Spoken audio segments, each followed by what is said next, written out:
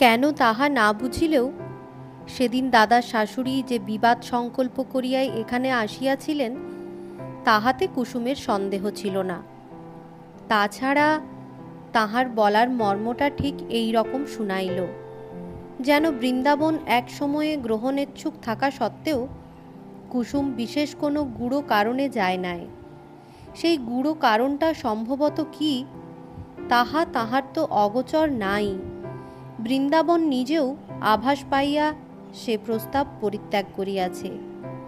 এই ইঙ্গিতই কুসুমকে অমন আত্মহারা করিয়া ফেলিয়াছিল। তথাপি অমন করিয়া ঘর হইতে চলিয়া যাওয়াটা তাহারও যে ভালো কাজ হয় নাই ইহা সে নিজেও টের পাইয়াছিল। কুঞ্জ শাশুড়ি সেদিন সারা দিন আহার করেন নাই। শেষে অনেক সাধ্য সাধনায়, অনেক ঘাট মানায় রাত্রে করিয়াছিলেন। তাহার মান রক্ষার জন্য কুঞ্জ সমস্ত দিন ভগিনীকে ভৎসর্ণা করিয়াছিল, কিন্তু রাগারাগি মান অভিমান সমাপ্ত হইবার পরেও তাহাকে একবার খাইতে বলেন নাই। পরদিন বাটি ফিরিবার পূর্বে কুসুম প্রণাম করিয়া পায়ের ধুলা লইয়া দাঁড়াইলে কুঞ্জ শাশুড়ি কথা কহেন নাই এবং জামাইকে উপলক্ষ করিয়া কহিয়াছিলেন, কুঞ্জনাথকে ঘর বাড়ি বিষয় সম্পত্তি দেখতে হবে, এখানে বোন আগলে বসে থাকলেই তো আর চলবে না। কুসুমের দিক হইতে এ কথার জবাব ছিল না, তাই সে নিরুত্তর অধমুখে শুনিয়া গিয়াছিল। সত্যই তো, দাদা এদিক ওদিক দুদিক সামলাইবে কি করিয়া? তখন হইতে প্রায় মাস 2 গত হইয়াছে। ইহারই মধ্যে কুঞ্জকে তাহার শাশুড়ি যেন একেবারে ভাঙিয়া গড়িয়া লইয়াছে। এখন প্রায়ই সে এখানে থাকে না, যখন থাকে তখনও ভালো করিয়া কথা কহে না। কুসুম ভাবে, এমন মানুষ এমন হইয়া গেল কি রূপে? শুধু যদি সে জানিত সংসারে ইহারাই এরূপ হয়, এতটা পরিবর্তন তাহারই মতো সরল অল্পবুদ্ধি লোকের দ্বারাই সম্ভব। দুঃখ বোধ করি তাহার এমন অসহ্য হইয়া উঠিত না। ভাই বোনের সে স্নেহ নাই, এখন কলহও হয় না। কলহ করিতে কুসুমেরা প্রবৃত্তি হয় না, সাহসও হয় না। সেদিন এক রাত্রি বাড়িতে একা থাকিতে সে ভয়ে ব্যাকুল হইয়া উঠিয়াছিল। এখন কত রাত্রি একা থাকিতে হয়। অবশ্য দুঃখে পড়িয়া তাহার ভয়ও ভাঙিয়াছে। তথাপি এই সব দুঃখ সে তত গ্রাহ্য করে না।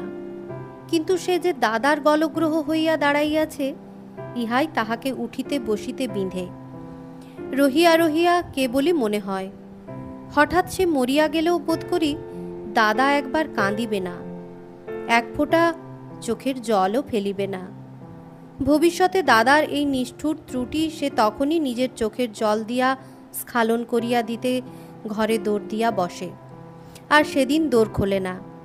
হৃদয় বড় ভারাতুর হইয়া উঠিলে চরণের কথা মনে করে, শুধু সেই মা মা করিয়া যখন তখন ছুটিয়া আসে এবং কিছুতেই ছাড়িয়া যাইতে চাহে না। তাহারি হাতে একদিন সে অনেক সংকোচ এড়াইয়া বৃন্দাবনকে একখানি চিঠি দিয়াছিল। তাহাতে যে ইঙ্গিত ছিল, বৃন্দাবনের কাছে তাহা সম্পূর্ণ নিষ্ফল হইল। কারণ যে প্রত্যুত্তর প্রত্যাশা করিয়া কুসুম পথ চাহিয়া রহিল, তাহা তো আসিলই না। 2 ছত্র কাগজে লেখা জবাবও আসিল না, শুধু আসিল কিছু টাকা। বাধ্য হইয়া নিরুপায় হইয়া কুসুমকে তাহাই গ্রহণ করিতে হইল। কাল রাত্রে কুঞ্জ ঘরে আসিয়াছিল। সকালে ফিরিয়া যাইবার জন্য প্রস্তুত হইয়া বাহিরে আসিতে কুসুম কাছে আসিয়া দাঁড়াইল। আজকাল কোনো বিষয়েই দাদাকে সে অনুরোধ করে না, বাধাও দেয় না। আজ কি যে হইল, মৃদুকণ্ঠে বলিয়া বসিল, এক্ষুনি যাবে দাদা? আমার রান্না শেষ হতে দেরি হবে না, দুটো খেয়ে যাও না। কুঞ্জ ঘাড় ফিরাইয়া মুখখানা বিকৃত করিয়া বলিল, যা ভেবেছি তাই? অমনি পিছু ডেকে বসলি? দায়ে পড়িয়া কুসুম অনেক সহিতে শিখিয়াছিল, কিন্তু এই অকারণ মুখ বিকৃতিতে তাহার সর্বাঙ্গে আগুন ধরিয়া গেল। সে পাল্টা মুখ বিকৃতি করিল না বটে, কিন্তু অতি কঠোর স্বরে বলিল, তোমার ভয় নেই দাদা? তুমি মরবে না? না হলে আজ পর্যন্ত যত পিছু ডেকেছি মানুষ হলে মরে যেত। আমি মানুষ নই? না, কুকুর বেড়ালও নও, তারা তোমার চেয়ে ভালো, এমন নেমো খারাপ নয় বলিয়াই দ্রুত পদে ঘরে ঢুকিয়া সশব্দে দ্বার রুদ্ধ করিয়া দিল। কুঞ্জ মুড়ের মতো কিছুক্ষণ দাঁড়াইয়া থাকিয়া ধীরে ধীরে চলিয়া গেল। বাহিরের দরজা তেমনি খোলা পড়িয়া রহিল। সেই খোলা পথ দিয়া ঘণ্টাখানেক পরে বৃন্দাবন নিঃশব্দে প্রবেশ করিয়া আশ্চর্য হইয়া গেল। কুঞ্জের ঘর তালাবন্ধ, কুসুমের ঘর ভিতর হইতে বন্ধ, রান্নাঘর খোলা। মুখ বাড়াইতেই একটা কুকুর আহার পরিত্যাগ করিয়া কেউ করিয়া লজ্জা ও আক্ষেপ জানাইয়া ছুটিয়া বাহির হইয়া গেল। কতক রান্না হইয়াছে, কতক বাকি আছে, উনান নিবিয়া গিয়াছে। চরণ চাকরের সঙ্গে হাঁটিয়া আসিতেছিল, সুতরাং কিছু পিছাইয়া পড়িয়াছিল। মিনিট 10 পরে সুউচ্চ মাতৃ সম্বোধনে পাড়ার লোককে নিজের আগমন বার্তা ঘোষণা করিয়া বাড়ি ঢুকিল। হঠাৎ ছেলের ডাকে কুসুম দোর খুলিয়া বাহির হইতেই তাহার অশ্রু কষায়িত দুই চোখের শান্ত বিপন্ন দৃষ্টি সর্বাগ্রেই বৃন্দাবনের বিস্ময় বিহ্বল জিজ্ঞাসু চোখের উপর গিয়া পড়িল। হঠাৎ ইনি আসিবেন কুসুম তাহা আশাও করেন নাই, কল্পনাও করে নাই।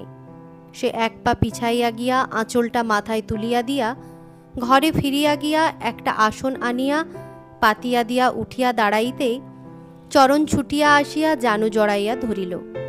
তাহাকে কোলে লইয়া মুখ চুম্বন করিয়া কুসুম একটা খুঁটির আড়ালে গিয়া দাঁড়াইল। চরণ মায়ের মুখের দিকে চাহিয়া কাঁদো কাঁদো হইয়া বলিল, মা কাঁদছে বাবা। বৃন্দাবন তাহা টের পাইয়াছিল, জিজ্ঞাসা করিল, ব্যাপার কি, ডেকে পাঠিয়েছিলে কেন? কুসুম তখনও নিজেকে সামলাইয়া উঠিতে পারে নাই, জবাব দিতে পারিল না। বৃন্দাবন পুনরায় জিজ্ঞাসা করিল, দাদার সঙ্গে দেখা করতে চিঠি লিখেছিলে, কই তিনি? কুসুম রুদ্ধ স্বরে কহিল, মরে গেছে। আহা, মরে গেল? কি হয়েছিল? তাহার গভীর স্বরে যে ব্যঙ্গ প্রচ্ছন্ন ছিল, এই দুঃখের সময় কুসুমকে তাহা বড় বাজিল। সে নিজের অবস্থা ভুলিয়া জ্বলিয়া উঠিয়া বলিল, দেখো, তামাশা করো না, দেহ আমার জ্বলে পুড়ে যাচ্ছে, এখনও সব ভালো লাগে না। তোমাকে ডেকে পাঠিয়েছি বলে কি এমনই করে তার শোধ দিতে এলে? বলিয়াই সে কাঁদিয়া ফেলিল।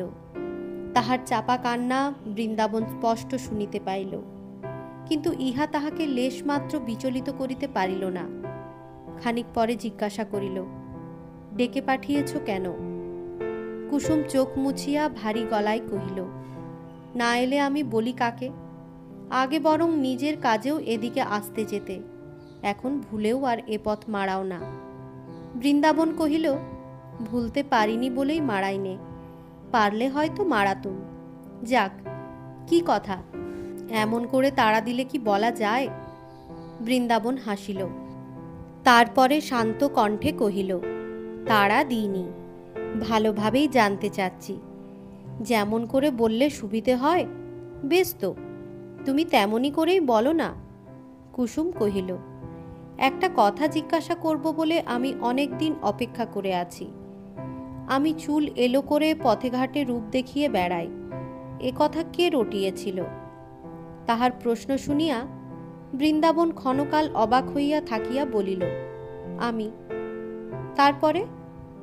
তুমি রটাবে এমন কথা আমি বলিনি, মনেও ভাবিনি, কিন্তু কথাটা শেষ করিতে না দিয়াই বৃন্দাবন বলিয়া উঠিল, কিন্তু সেদিন বলেও ছিলে, ভেবেও ছিলে, আমি বড়লোক হয়ে শুধু তোমাদের জব্দ করবার জন্যেই মাকে নিয়ে ভাইদের নিয়ে খেতে এসেছিলুম।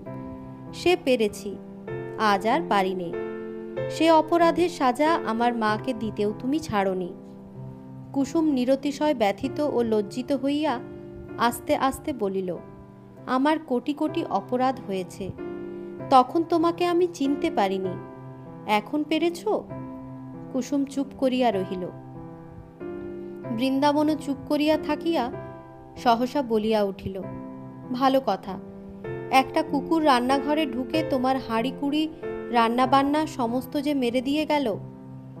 কুসুম কিছুমাত্র উদ্বেগ বা চাঞ্চল্য প্রকাশ না করিয়া জবাব দিল, যাকগে, আমি তো খাবো না, আগে জানলে রাঁধতেও যেতুম না। আজ একাদশী বুঝি? কুসুম ঘাড় হেট করিয়া বলিল, জানি নে, ওসব আমি করি নে। করো না? কুসুম তেমনি অধমুখে নিরুত্তর রহিল। বৃন্দাবন সন্দিগ্ধ স্বরে বলিল, আগে করতে, হঠাৎ ছাড়লে কেন? পুনঃ পুনঃ আঘাতে কুসুম অধীর হইয়া উঠিতেছিল। উত্ত্যক্ত হইয়া কহিল, করিনে, আমার ইচ্ছে বলে। জেনে শুনে কেউ নিজের সর্বনাশ করতে চায় না, সেই জন্যে। দাদার ব্যবহার অসহ্য হয়েছে, কিন্তু সত্যি বলছি, তোমার ব্যবহারে গলায় দড়ি দিতে ইচ্ছে করছে। বৃন্দাবন কহিল, সেটা করো না, আমার ব্যবহারের বিচার পরে হবে, না হলেও ক্ষতি নাই। কিন্তু দাদার ব্যবহার অসহ্য হলো কেন? কুসুম ভয়ানক উত্তেজিত হইয়া জবাব দিল, সে আর এক মহাভারত, তোমাকে শোনাবার আমার ধৈর্য নেই। মোট কথা, তিনি নিজের বিষয় সম্পত্তি ছেড়ে আর আমাকে দেখতে শুনতে পারবেন না। তার শাশুড়ির হুকুম নেই, খেতে পড়তে দেওয়া বন্ধ করেছেন। চরণ তার মায়ের ভার না নিলে অনেকদিন আগেই আমাকে শুকিয়ে মরতে হতো। এখন আমি সহসা সে থামিয়া গিয়া ভাবিয়া দেখিল আর বলা উচিত কিনা। তারপর বলিল, এখন আমি তোমাদের সম্পূর্ণ গলগ্রহ, তাই একদিন এক দণ্ড এখানে আর থাকতে চাইনে। বৃন্দাবন সহাস্যে প্রশ্ন করিল, তাই থাকতে ইচ্ছে নেই? কুসুম একটিবার চোখ তুলিয়াই মুখ নিচু করিল। এই সহজ সহাস্য প্রশ্নের মধ্যে যতখানি খোঁচা ছিল, তাহার সমস্তটাই তাহাকে গভীরভাবে বিদ্ধ করিল। বৃন্দাবন বলিল, চরণ তার মায়ের ভার নিশ্চয়ই নেবে, কিন্তু কোথায় থাকতে চাও তুমি? কুসুম তেমনি নতমুখেই বলিল, কি করে জানব? তাঁরাই জানেন। তাঁরা কে? আমি? কুসুম মৌন মুখে সম্মতি জানাইল। বৃন্দাবন কহিল, সে হয় না, আমি তোমার কোনো বিষয়ে হাত দিতে পারি নে, পারেন শুধু মা। তুমি যেমন আচরণই তার সঙ্গে করে থাকো না কেন, চরণের হাত ধরে যাও তার কাছে, উপায় তিনি করে দেবেনই। কিন্তু তোমার দাদা? কুসুমের চোখ দিয়া জল গড়াইয়া পড়িল। মুছিয়া বলিল, বলেছি তো, আমার দাদা মরে গেছেন। কিন্তু কি করে আমি দিনের বেলা পায়ে হেঁটে ভিক্ষুকের মতো গ্রামে গিয়ে ঢুকব? বৃন্দাবন বলিল, তা জানি নে, কিন্তু পারলে ভালো হতো। এছাড়া আর সোজা কোনো পথ আমি দেখতে পাইনে। কুসুম ক্ষণকাল স্থির থাকিয়া বলিল, আমি যাব না। খুশি তোমার। সংক্ষিপ্ত সরল উত্তর। ইহাতে নিহিত অর্থ বা কিছুমাত্র অস্পষ্টতা নেই। এতক্ষণে কুসুম সত্যই ভয় পাইল। বৃন্দাবন আর কিছু বলে কিনা শুনিবার জন্য কয়েক মুহূর্ত সে উদ্গ্রীব হইয়া অপেক্ষা করিয়া রহিল। তাহার পর অতিশয় নম্র ও কুণ্ঠিত ভাবে ধীরে ধীরে বলিল, কিন্তু এখানেও আমার যে আর দাঁড়াবার স্থান নেই। আমি দাদার দোষও দিতে চাইনে, কেননা নিজের অনিষ্ট করে পরের ভালো না করতে চাইলে তাকে দোষ দেওয়া যায় না। কিন্তু তুমি তো অমন করে ঝেড়ে ফেলে দিতে পারো না। বৃন্দাবন কোনো উত্তর না দিয়া উঠিয়া দাঁড়াইয়া বলিল, বেলা হলো, চরণ তুই থাকবি না যাবি রে? থাকবি? আচ্ছা থাক, তোমার ইচ্ছে হলে যেও। আমার বিশ্বাস ও বাড়িতে ওর হাত ধরে মায়ের সামনে গিয়ে দাঁড়ালে তোমার খুব মস্ত অপমান হতো না। যাক, চললুম। বলিয়া পা বাড়াইতে কুসুম সহসা চরণকে কোল হইতে নামাইয়া সোজা উঠিয়া দাঁড়াইয়া বলিল, আজ সমস্ত বুঝলুম। আমার এত বড় দুঃখের কথা মুখ ফুটে জানাতেও যখন দাঁড়িয়ে উঠে জবাব দিলে, বেলা হলো চললুম, আমি কত নিরাশ্রয় তা স্পষ্ট বুঝেও যখন আশ্রয় দিতে চাইলে না, তখন তোমাকে বলবার বা আশা করবার আর কিছু নেই। তবু আরও একটা কথা জিজ্ঞেস করব, বলো, সত্যি জবাব দেবে? বৃন্দাবন ক্ষুব্ধ ও বিস্মিত হইয়া মুখ তুলিয়া বলিল, দেব। আমি আশ্রয় দিতে অস্বীকার করিনি, বরং তুমি নিতে বারংবার অস্বীকার করেছ। কুসুম দৃঢ় কণ্ঠে কহিল, মিছে কথা, আমার কপালের দোষে কি যে দুর্মতি হয়েছিল, মার মনে আঘাত দিয়ে একবার গুরুতর অপরাধ করে আমার মা, স্বামী, পুত্র, ঘর বাড়ি সব থাকতেও আজ আমি পরের গলগ্রহ, নিরাশ্রয়। আজ পর্যন্ত শ্বশুরবাড়ির মুখ দেখতে পাইনি। অপরাধ আমার যত ভয়ানকই হোক, তবু তো আমি সে বাড়ির বউ। কি করে সেখানে আমাকে ভিখিরির মতো দিনের বেলা সমস্ত লোকের সুমুখ দিয়ে পায়ে হেঁটে পাঠাতে চাচ্ছ? তুমি আর কোনো সোজা পথ দেখতে পাওনি? কেন পাওনি জানো? আমরা বড় দুঃখী। আমার মা ভিক্ষা করে আমাদের ভাই বোন দুটিকে মানুষ করেছিলেন। দাদা উচ্চবৃত্তি করে দিনপাত করেন। তাই তুমি ভেবেছ ভিখিরির মেয়ে ভিখিরির মতোই যাবে। সে আর বেশি কথা কি? এ শুধু তোমার মস্ত ভুল নয়, অসহ্য দর্প।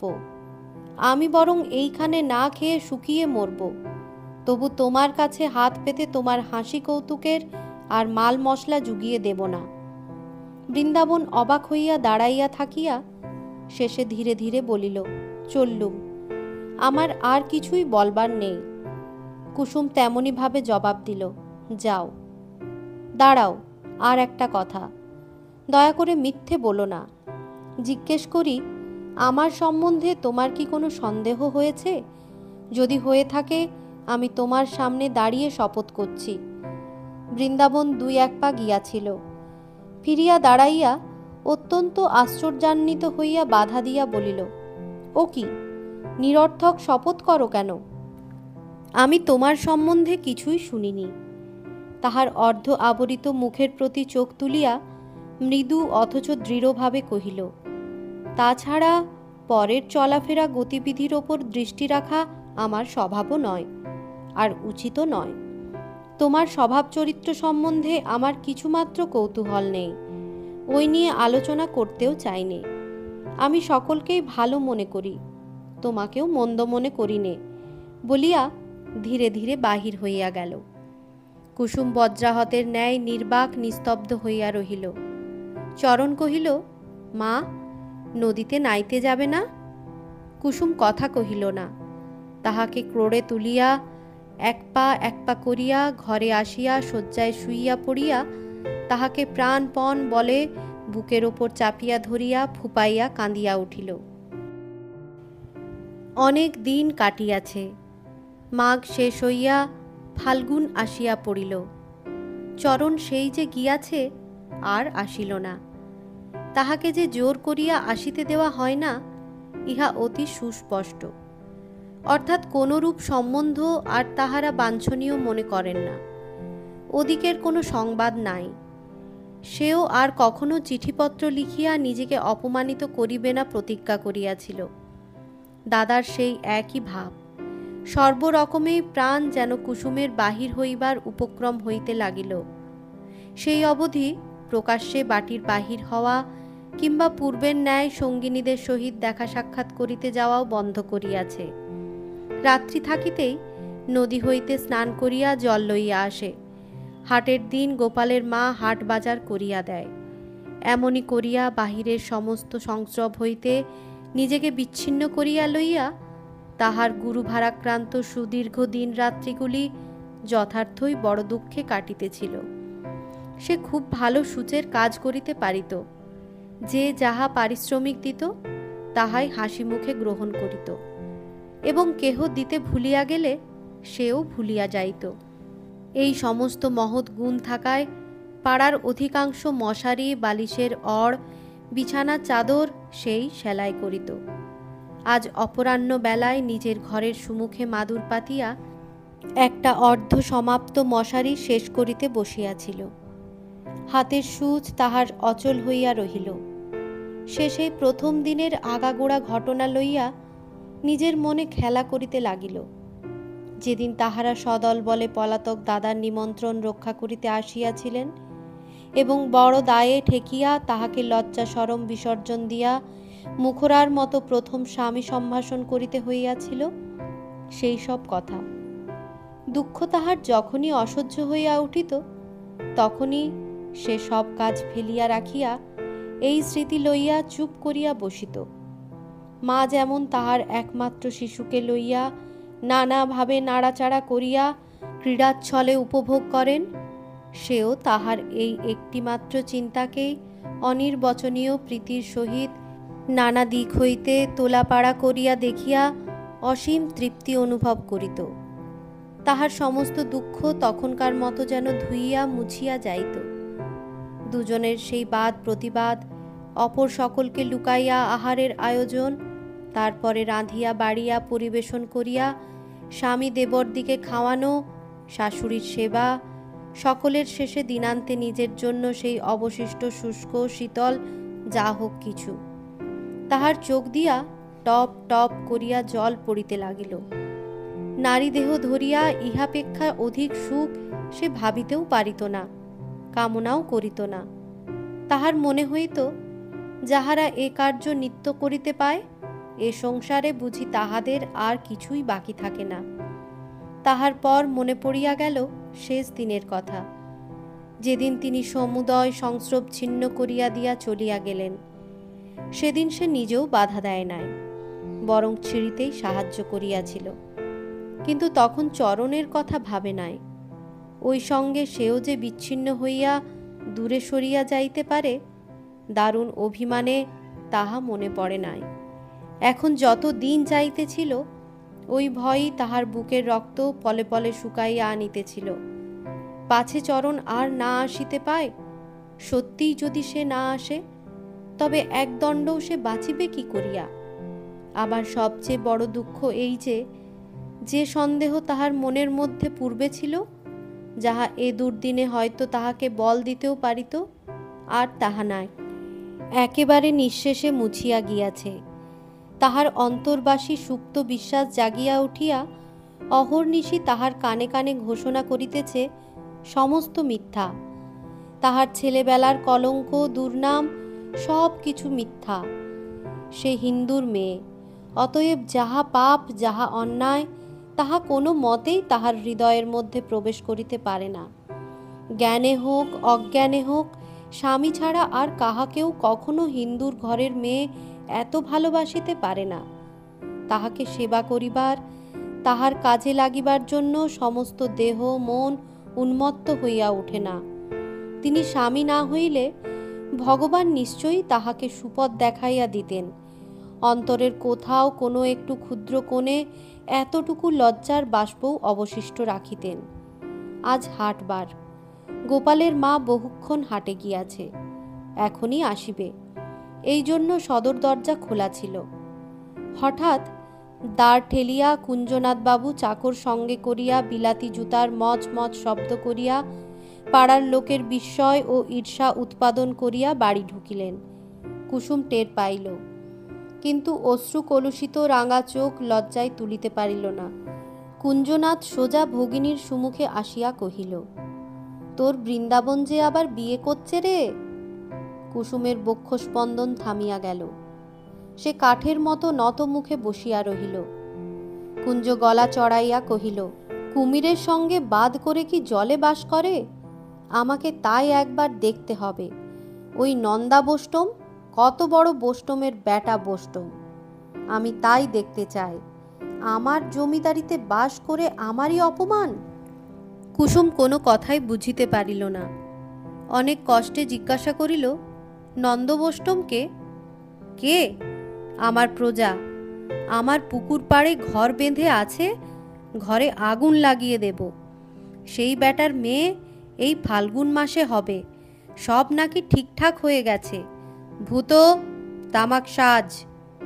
কুসুম এতক্ষণ চোখ তোলে নাই, তাই চাকরের আগমন লক্ষ্য করে নাই।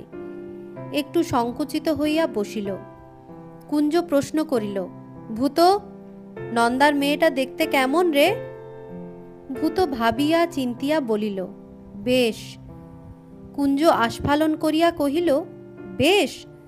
কক্ষনো না, আমার বোনের মতো দেখতে। দুধ, এমন রূপ তুই কখনো চোখে দেখেছিস? ভূত জবাব দিবার পূর্বেই কুসুম ঘরে উঠিয়া গেল। খানিক পরে কুঞ্জ তামাক টানিতে টানিতে ঘরের সুমুখে আসিয়া বলিল, কিরে খুশি, বলেছিলুম না বেন্দা বৈরাগীর মতো অমন নেমক হারাম বজ্জাত আর দুটি নেই? কেমন ফলল কি না? মা বলেন বেদ মিথ্যে হবে, কিন্তু আমার কুঞ্জনাথের বচন মিথ্যে হবে না। ভূত, মা বলে না? ঘরের ভিতর হইতে কোনো জবাব আসিল না, কিন্তু কি এক রকমের অস্পষ্ট আওয়াজ আসিতে লাগিল। কুঞ্জ কি মনে করিয়া হুকাটা রাখিয়া দিয়া দৌড় ঠেলিয়া ঘরের ভেতরে আসিয়া দাঁড়াইল। কুসুম শয্যার উপর উপুড় হইয়া পড়িয়াছিল। ক্ষণকাল সেই দিকে চাহিয়া বহুকালের পর হঠাৎ আজ তাহার চোখ দুটা জ্বালা করিয়া জল আসিয়া পড়িল। হাত দিয়া মুছিয়া ফেলিয়া ধীরে ধীরে শয্যার একাংশে গিয়া বসিল এবং বোনের মাথায় একটা হাত রাখিয়া আস্তে আস্তে বলিল, তুই কিচ্ছু ভয় করিস নে কুসুম, এ বিয়ে আমি কিছুতেই হতে দেব না। তখন দেখতে পাবি তোর দাদা যা বলে তাই করে কিনা। কিন্তু তুইও তো শ্বশুর ঘর করতে চাইলি নি বোন। আমরা সবাই মিলে কত সাধাসাধি করলুম, তুই একটা কথাও কারোর কানে তুললি নে। কুঞ্জর শেষ কথাগুলো অশ্রুভারে জড়াইয়া আসিল। কুসুম আর নিজেকে চাপিয়া রাখিতে পারিল না, হু হু করিয়া কাঁদিয়া উঠিল। তাহার জন্য আজও যে দাদার স্নেহের লেশমাত্র অবশিষ্ট আছে, এ আশা সে অনেক দিন ছাড়িয়াছিল। কুঞ্জর চোখ দিয়া দরদর করিয়া জল পড়িতে লাগিল। সে নিঃশব্দে তাহার মাথায় হাত বুলাইয়া সান্ত্বনা দিতে লাগিল। সন্ধ্যা হইল। কুঞ্জ আর একবার ভালো করিয়া জামার হাতায় চোখ মুছিয়া লইয়া বলিল, তুই অস্থির হোস নে বোন, আমি বলে যাচ্ছি এ বিয়ে কোনো মতেই হতে দেব না। এবার কুসুম কথা কহিল। কাঁদিতে কাঁদিতে বলিল, তুমি এতে হাত দিও না দাদা। কুঞ্জ অত্যন্ত বিস্ময়াপন্ন হইয়া বলিল, হাত দেব না? আমার চোখের সামনে বিয়ে হবে আর আমি দাঁড়িয়ে দেখব? তুই বলছিস কি কুসুম? না দাদা, তুমি বাধা দিতে পাবে না। কুঞ্জ রাগিয়া উঠিয়া বলিল, বাধা দেব না? নিশ্চয় দেব। এতে তোর অপমান না হয় না হবে, কিন্তু আমি সইতে পারবো না। আমার প্রজা, তুই বলিস কি রে? লোকে শুনলে আমাকে ছিছি করবে না? কুসুম বালিশের মুখ লুকাইয়া বারংবার মাথা নাড়িয়া বলিতে লাগিল, আমি মানা করছি দাদা, তুমি কিছুতেই হাত দিও না। আমাদের সঙ্গে তাদের কোনো সম্পর্ক নেই, আর ঘাঁটাঘাঁটি করে কেলেঙ্কারি বাড়িও না। বিয়ে হচ্ছে হোক। কুঞ্জ মহাক্রুদ্ধ হইয়া বলিল, না। না কেন?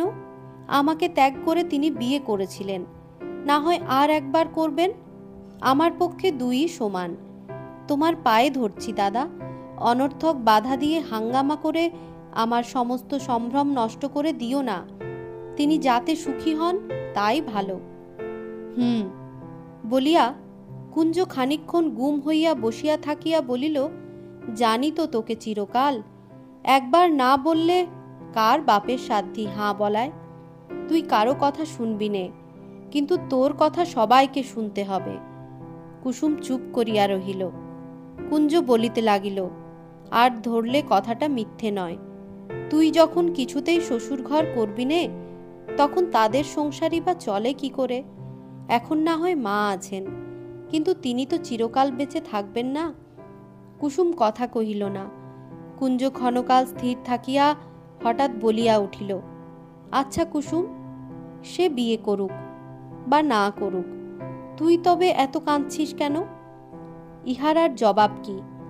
অন্ধকারে কুঞ্জ দেখিতে পাইল না কুসুমের চোখের জল কমিয়া আসিয়াছিল।